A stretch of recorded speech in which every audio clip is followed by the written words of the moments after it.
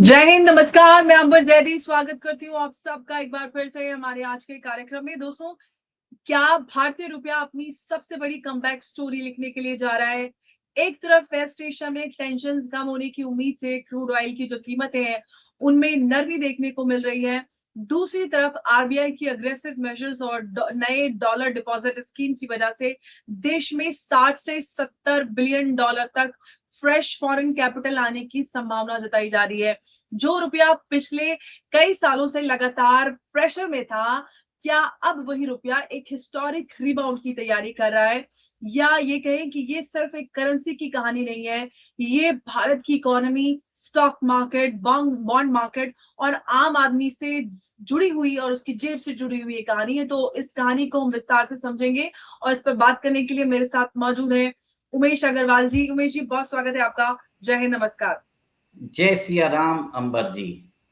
जय सिया राम उमेश जी, बहुत बहुत स्वागत है आपका एक बार फिर से। जय सिया राम। उमेश जी, क्या जो हम देख रहे हैं कम होते हुए क्रूड ऑयल के जो प्राइसेस हैं वो भारत के लिए एक इकोनॉमिक विंडफॉल साबित होंगे? अंबर जी, बहुत सारे डेवलपमेंट्स हुए हैं एक दो दिन में। आप देखिए कि जिस तरह से हम बात कर रहे थे कि रुपी 3 डिजिट जा सकता है, 100 के ऊपर जा सकता है, और बहुत सारे इकोनॉमिस्ट ने बोल दिया था 105, 108, और कुछ लोगों ने यहां तक बोल दिया था कि इंडियन करेंसी 125 टू 150 तक भी जा सकता है, और एक तरह से भारतीय इकोनॉमी टेल स्पिन में चले जाएगा। और उसके बाद आप देखिए फिनेंस मिनिस्ट्री और मोदी जी के गवर्नमेंट ने उसको जो गिरते हुए रुपए के कारण इकोनॉमी में जो प्रॉब्लम्स आ रहे थे उसको समझा, और उनको समझ में आ गया कि डॉलर डिनोमिनेटेड जो डिपॉजिट्स है भारत के लिए कितना जरूरी है। भारत को चाहिए एक लॉन्ग टर्म कैपिटल, और लॉन्ग टर्म कैपिटल के लिए उन्होंने सबसे पहले रिफॉर्म्स इंट्रोड्यूस किया। जो फॉरेन डिपॉजिट्स के ऊपर जो इंटरेस्ट के ऊपर टैक्स लगता था वो हटा दिया। उन्होंने शॉर्ट टर्म कैपिटल गेन्स और लॉन्ग टर्म कैपिटल गेन्स वो भी हटा दिया। उसके कारण आप देखिए कि ग्लोबल इन्फ्लोज जो हैं वो 60 टू 70 बिलियन डॉलर्स भारतीय जो बॉन्ड मार्केट में आने का एक तरह से अंदेशा है। उसके बाद देखिए कि आज जो हिस्टोरिकल ईरान और अमेरिका के बीच में जो डील हो रही है, उसके बाद ब्रेंट क्रूड का दाम $83 तक जा चुका है और भी नीचे जा सकता है, क्योंकि अभी जो है रशिया का, वेनेजुएला का और इरानियन ऑयल जो है वो मार्केट में आ जाएगा। अमेरिका भी अपना ऑयल बेच सकता है। तो इसके कारण जो क्रूड का दाम है वो स्टेबलाइज हो सकता है 70 टू $75। और उससे आप देखिए डॉलर की डिमांड कम होने वाली है। डॉलर की डिमांड जैसे ही कम होने वाली है, आप देखिए आज जो रुपए का दाम है डॉलर के अगेंस्ट, इट इज 94 समथिंग। ये एक टाइम पे 96.79 डॉलर, 96.79 टू 96.87 पहुंच चुका था डॉलर के अगेंस्ट। 5 वीक्स में सबसे बड़ा एक तरह से जंप है। और इससे आप देख रहे हैं कि जो अंदेशा है विशेषज्ञों का, वो बोल रहे हैं कि जो हाई से जो है डॉलर अप्रिशिएट कर सकता है, रुपया डॉलर के सामने 10% अप्रिशिएट कर सकता है। मतलब ये है कि 96 से तकरीबन 86 से 87 आ सकता है। और ये जो है ये एक नई बात नहीं है, ऐसी चीजें 2012 या 13 में भी हुई थी। उस समय जो रुपया है 59 से 67 चले गया था, और आरबीआई ने सिमिलर मेजर्स अपनाए थे। और आप देखिए उस समय डॉलर जो था 67 से 61 आ गया था। तो वही हिस्टोरिकल प्रेसिडेंट को रख के जो गवर्नमेंट है उनको अंदेशा है कि रुपया जो है एक तरह से वापस अप्रिशिएट करेगा, क्योंकि क्रूड का दाम कम हो रहा है। डॉलर डिनोमिनेटेड जो एसेट्स हैं, जो डिपॉजिट्स हैं, वो भारतीय मार्केट में आ रहे हैं। एनआरआई को एक तरह से बोला जा रहा है कि आप भारत के अंदर इन्वेस्ट करो, आपको 7% इंटरेस्ट मिलने वाला है। ये जो ल्यूक्रेटिव स्कीम्स है वो फिनेंस मिनिस्ट्री ने 2-4 दिन पहले ही अनाउंस की है। और आज देखिए कि एक तरह से पूरा माहौल ही चेंज हो गया है। एक और एक चीज, ये जो लेख है सिर्फ मनी कंट्रोल में नहीं आए, रॉयटर्स ने भी इसको पब्लिश किया है। तो बिल्कुल। आप ये भी देख लीजिए कि इसका इंटरनेशनल वैलिडेशन चालू हो चुका है, और बहुत बड़ी एक तरह से गेन होने वाला है भारत को। लेकिन उमेश जी, एक सवाल मैं आपसे पूछना चाहती हूँ कि क्या आरबीआई के बोल्ड मेजर्स जो हैं वो वाकई में 70 से 60 से 70 बिलियन जो डॉलर्स हैं या ये कहें कि उसका फॉरेन कैपिटल खींच पाएंगे? डेफिनेटली करेंगे अंबर जी, क्योंकि हमारी फिनेंस मिनिस्टर ने थर्ड टर्म में आने के बाद ये सारे मेजर्स लगाए थे टैक्स करने का। उन्होंने 20% टैक्स लगा दिए थे इन डिपॉजिट्स के ऊपर, वो अभी स्क्रैप किए हैं। तो ये एक तरह से कोर्स करेक्शन मेजर्स हैं। तो उनको अभी समझ में आ गया कि फॉरेन कैपिटल कितना जरूरी है इंडियन बॉन्ड मार्केट में, इंडियन इक्विटी मार्केट में।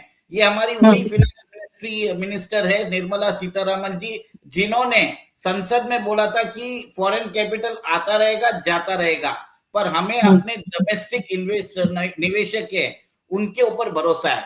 पर आप देखें कि भारतीय स्टॉक मार्केट को डोमेस्टिक इन्वेस्टर्स ने ही संभाला है।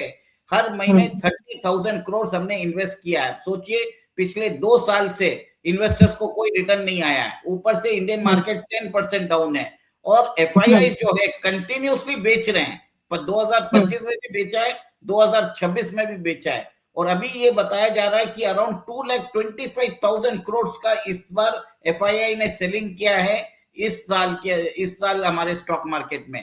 कुछ ना कुछ रिवर्सल होने वाला है। और अब आप देख रहे हैं कि हमारे बॉन्ड मार्केट में जब लॉन्ग टर्म कैपिटल आता है, रुपया स्टेबलाइज होता है और एक तरह से डॉलर की मांग कम होती है, तो डोमेस्टिक जो विदेशी इन्वेस्टर्स है वो हमारे डोमेस्टिक मार्केट में इन्वेस्ट करेंगे। It is a confidence building measures. ये अच्छा काम किया सरकार ने, देर सवेर आखिर में जागी गई निर्मला सीतारामन जी। लेकिन अब सवाल उमेश जी ये है कि क्या रुपया डॉलर के मुकाबले अपनी जो सबसे मजबूत पोजीशन है उसकी तरफ बढ़ रहा है, ये हम फाइनली कह सकते हैं? देखिए, वो तो बढ़ना ही है, क्योंकि मार्केट फोर्सेस कंटिन्यूसली, एक तरह से कोई भी चीज गिर नहीं सकती, कोई भी चीज एक तरह से बढ़ नहीं सकती। रुपया जो है स्लाइड हुआ डॉलर के अगेंस्ट फ्रॉम 82 टू 97। आप सोचिए, तो कम से कम ये जो करेक्शन है इट इज अराउंड 18 टू 20%। 2026 में worst performing currency in Asia भारतीय रुपया था। इवन बांग्लादेश का टका और पाकिस्तान की रुपी हमारे सामने अप्रिशिएट की हो चुकी थी, जबकि आपको मालूम है कि ये दोनों कंट्रीज जो हैं हमसे ज्यादा ऑयल डिपेंडेंट होती है। पाकिस्तान अराउंड 95 टू 96% अपना फ्यूल इंपोर्ट करता है और बांग्लादेश भी 90% से ऊपर अपना फ्यूल इंपोर्ट करता है। भारत 85 टू 88% करता है। अगर ऐसा ही रहता तो बांग्लादेश और पाकिस्तान की करेंसी भी या गिरनी चाहिए, पर वो इतनी नहीं गिरी है। तो इसका मतलब ये है कि फिनेंस मिनिस्टर का जो स्टेटमेंट था पार्लियामेंट में दिया था, वो विदेशी इन्वेस्टर्स को समझ में नहीं आया और एक तरह से उन्होंने टैक्स पे टैक्स लगाना चालू कर दिया। टैक्स टेररिज्म बोल सकता हूं मैं इसको, क्योंकि आप इतने टैक्सेस लगा के आपने विदेशी इन्वेस्टर्स को भगा दिया और भारत के अंदर जो रिच लोग हैं, जो एनआरआई, जो नेटवर्थ जिनकी 100 करोड़ से ऊपर है, वो दुबई जा रहे हैं, वो सिंगापुर जा रहे हैं, they are shifting abroad. Bharat के अंदर फॉरेन डायरेक्ट इन्वेस्टमेंट आ रहा है, बट हमारे जो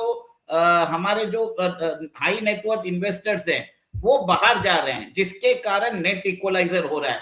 फॉरेन डायरेक्ट इन्वेस्टमेंट 2024 और 25 और 26 के अंदर बहुत कम हुआ है, मतलब $1-2 बिलियन ही ऐड हुए हैं। इतना पैसा बाहर गया है। अब इसको अरेस्ट करना जरूरी है और ये एक तरह से कॉन्फिडेंस बिल्डिंग मेजर है अंबर जी, आप देख लीजिए। लेकिन उमेश जी, क्या स्ट्रॉन्गर रुपए की बात करते हैं, क्या उसका मतलब ये होगा कि जो इम्पोर्टेड हम इन्फ्लेशन और जो पेट्रोल डीजल है उसकी कीमतों पर हम राहत देख सकते हैं? देखिए, अभी एक रिपोर्ट आई है जिसमें मैंने पढ़ा है कि आज की डेट में जो ऑयल मार्केटिंग कंपनीज है वो जो पेट्रोल, डीजल और एलपीजी के ऊपर अभी नुकसान सह रही है। तो मेरा ये मानना है कि अभी जो राहत मिलेगी, जो दाम बढ़ चुके हैं वो कम नहीं होने वाले। पर हाँ, तो जो ऐसे जो सेक्टर्स हैं जो पेट्रोलियम पे डिपेंडेंट है, जैसे प्लास्टिक, जैसे आप देख लीजिए इलेक्ट्रॉनिक इक्विपमेंट्स जो हम इंपोर्ट करते हैं चाइना से, फिर बाद में ये जो एपीआईज होते हैं, एक्टिव फार्मास्यूटिकल इंग्रेडिएंट्स, वो उनके दाम कम हो सकते हैं। फिर आप ये भी देखिए कि हमारी जो एक्सपेंसिव मशीनरी है, कैपिटल मशीनरी हम इंपोर्ट करते हैं चाइना से, वो एक तरह से कम हो सकते हैं। बाकी जो एलाइड प्रोडक्ट्स होते हैं उनके अंदर दाम के अंदर कमी आ सकती है, जिसके कारण इन्फ्लेशन जो है एक तरह से कम होगा, लोगों के हाथ में डिस्पोजेबल इनकम होने वाली है, जिससे लोग ज्यादा खर्चा कर सकेंगे, ज्यादा एक तरह से कैपिटल जो है जनरेट होगा इंडियन मार्केट के अंदर। और ये बहुत इंपॉर्टेंट है कि भारतीय सरकार समझे कि सिर्फ टैक्स करने से आप टैक्स लोगों को टैक्स करने से आपकी रेवेन्यू जरूर बढ़ेगी, पर कंजम्पशन खत्म हो जाएगा। कंजम्पशन खत्म होने से आप ये देखेंगे कि इन्वेस्टर कॉन्फिडेंस चले जाता है। इनफैक्ट इन्वेस्टर कॉन्फिडेंस जाने से आप देखिए स्टॉक मार्केट में फर्क पड़ता है। स्टॉक मार्केट में अगर आप पैसा लोग निकालते हैं, हमारे जैसे विदेशी इन्वेस्टर निकाल रहे हैं, रुपया वीक होता है, रुपया वीक होता है तो कैपिटल फ्लाइट होता है, कैपिटल फ्लाइट होता है तो रुपया वापस एक तरह से डिवैल्यू होता है, जिससे इन्फ्लेशन होता है। ये एक साइकिल है, ये जो है फिनेंस मिनिस्ट्री को समझना चाहिए। सिर्फ आप एक तरह से लोगों की बात सुनिए, निर्मला सीतारामन जी को अपना मुंह बंद रख के लोगों की बात सुननी चाहिए। सिर्फ वो अगर वो सुन ले, ट्रेड बॉडीज की बात सुन ले, तो बहुत इंपॉर्टेंट है। अंबर जी, आज भी देखिए जीएसटी के अंदर बार बार रूल चेंज किया जा रहा है। अभी मैं आपको बता देता हूं, इनकम टैक्स के अंदर एक नया रूल आया है कि अगर आप कोई छोटा बिजनेसमैन है, वो कंप्यूटर के अंदर अपने अकाउंट्स रखता है, तो उसको आईपी एड्रेस भी देना पड़ेगा। मतलब डिक्लेरेशन में जो अब टैक्स ऑडिट होती है उसमें आईपी एड्रेस देना पड़ेगा, कौन सी कंपनी का यूज कर रहा है वो सब देना पड़ेगा, सारी डिटेल्स देना पड़ेगा। क्या आप मुझे ये बताइए कि क्या छोटा बिजनेसमैन उसको मालूम है आईपी एड्रेस क्या होता है? ये जो होता है, जो एक तरह से इंटेलेक्चुअल बैंक्रप्सी है हमारे फिनेंस मिनिस्ट्री में, ये बहुत चिंतन, ये बहुत उसके ऊपर बहुत एक तरह से कोर्स करेक्टिव मेजर्स निकालने की जरूरत है। आप देश के अंदर जो टैक्स भरते हैं उनकी लाइफ और टफ कर रहे हो, उनको कंप्लायंसेस के अंदर डाल रहे हो कि बिजनेस में आदमी क्या बिजनेस करे या ये कंप्लायंसेस में जाए। आप ये देखिए, सब सरकार को ये जो प्रैक्टिकल डिफिकल्टीज है ये समझने की जरूरत है। और यहाँ पर फिनेंस मिनिस्ट्री में जो बाबूस है, इनको ये भी समझने की जरूरत है कि वो टैक्स एक्सपर्ट्स को बुलाए, उनसे समझे। ये बहुत जरूरी है कि आज की डेट में, इसके लिए मैं हमेशा बोलता हूं हमें पीयूष गोयल चाहिए as the finance minister of India. मैंने आपकी चैनल पे बार बार बोला है ये बात। जी, लेकिन उमेश जी, क्या बॉन्ड मार्केट में जो आने वाला पैसा है वो भारत को जो ग्लोबल इन्वेस्टर्स है उनका फेवरेट डेस्टिनेशन बना रहा है? क्योंकि हम देखिए, already we have lost lot of ground, we are just reclaiming it. अभी मैं ये नहीं बोल सकता हूं कि फेवरेट डेस्टिनेशन बनेगा। हाँ, कैपिटल फ्लाइट जो हो रहा है वो रुक जाएगा, कुछ पैसा बाहर से आना है वो आएगा। देखिए, बहुत सारे जो हमारे ओवरसीज जो हमारे एनआरआईज है, उन्होंने पैसा विथहेल्ड करके रखा था। उन्होंने सोचा था जब 100 रुपया पहुंच जाएगा तब वो ट्रांसफर करेंगे। अब उनको समझ में आ गया कि अभी उन्होंने देरी किया तो 86 87 पे करना पड़ सकता है। तो पैसा भी आने वाला है, ये मेरा मानना है। क्योंकि जो ट्रम्प की जो पॉलिसीज है, ट्रम्प का जो टेंट्रम्स है, उसके कारण ग्लोबल मार्केट में वॉलेटिलिटी बहुत ज्यादा है। मतलब 2 या 3 दिन के अंदर पूरी स्टोरी चेंज हो जाती है। 2 दिन में इंडियन इकोनॉमी डेड इकोनॉमी होती है, 2 दिन बाद वो आप देखते हैं कि इंडिया की इकोनॉमी 7.8% से ग्रोथ कर रही है। ऐसी ऐसी बात हो रही है। ऊपर से एक और एक चीज बता देता हूं आपके दर्शकों के लिए, जून 23 और जून 24 तारीख को यूएस की ट्रेड टीम आने वाली है, और मोस्ट लाइकली मुझे लगता है कि अभी एग्रीमेंट हो सकता है। क्योंकि सरगाई गौर ने भी बोला था कि 99% जो है एग्रीमेंट हो चुका है, 1% कुछ ना कुछ प्रॉब्लम्स रह गए हैं। और आप ये देखिए कि सबको मालूम है कि भारत के साथ आपको ट्रेड रिलेशनशिप रखने की जरूरत है। भारत के साथ आप ट्रेड रिलेशनशिप रखोगे तो आपकी रेवेन्यू बढ़ेगी। पाकिस्तान के साथ रखोगे तो पाकिस्तान आपसे भीख ही मांगता रहेगा। तो ये फर्क जो है वेस्टर्न नेशंस को भी मालूम है। जी, लेकिन उमेश जी, एक सवाल और मैं आपसे जानना चाहती हूँ कि क्या जो भारत की माइक्रो इकोनॉमिक स्टोरी है वो बाकी जो इमर्जिंग मार्केट्स है उनसे ज्यादा अट्रैक्टिव हो चुकी है? अभी तक नहीं हुई है, पर जो गवर्नमेंट की पॉलिसीज है, जैसे पीएलआई स्कीम उन्होंने लगाया है, उसके इफेक्ट्स आपको 2027 के बाद 2028 में देखने को मिलेंगे। अभी तो इन्वेस्टमेंट्स हो रहे हैं। अभी भी देख लीजिए, कोविड से पहले हम 81% अपना फ्यूल इंपोर्ट करते थे, अभी 88% हो गया। देश के अंदर ईवी सेक्टर का पेनिट्रेशन बढ़ा है, एथेनॉल का पेनिट्रेशन बढ़ा है, हाइड्रोजन के ऊपर काम हो रहा है। In spite of all this, हमारा जो फ्यूल कंजम्पशन है हाइड्रोकार्बन्स का, वो 81 से 88% गया है। इसका मतलब जरूर है कि हम कंज्यूम जरूर कर रहे हैं, पर हमें domestic production, domestic extraction, domestic exploration के ऊपर ध्यान देना पड़ेगा।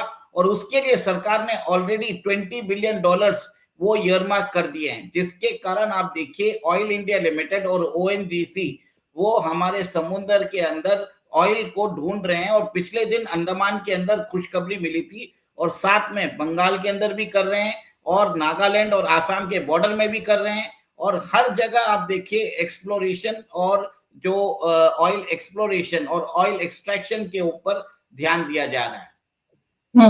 उमेश जी, अब मैं एक और सवाल आपसे जानना चाहती हूँ कि क्या भारत की जो इकोनॉमी है एक ऐसे फेज में प्रवेश कर रही है जहां पर रुपया जो है वो वीकनेस नहीं बल्कि स्ट्रेंथन की कहानी लिखेगा? क्योंकि अभी कुछ दिन पहले तक तो ऐसा लग रहा था कि भाई रुपया कमजोर होता जा रहा है, सब लोगों का दिल धड़क रहा था, सब लोग मारपीट कर रहे थे और मातमदारी हो रही थी एकदम।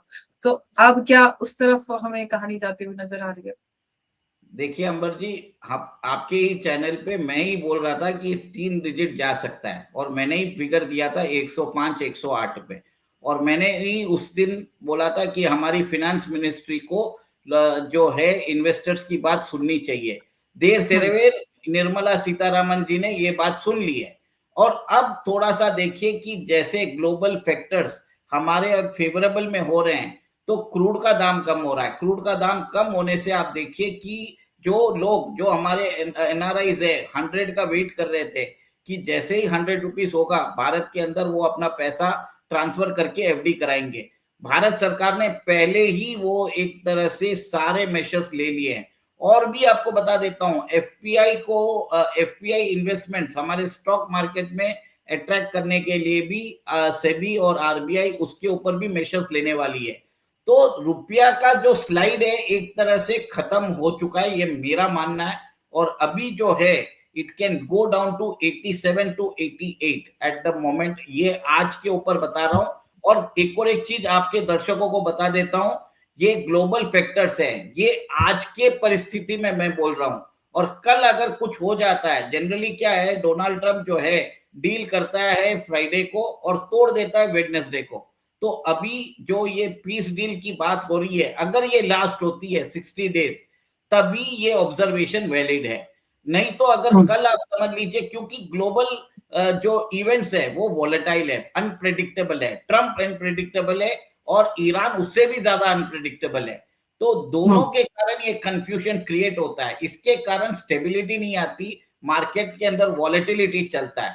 तो दर्शकों को ये समझना जरूरी है कि किस कॉन्टेक्स्ट में मैंने बोला है। बिल्कुल।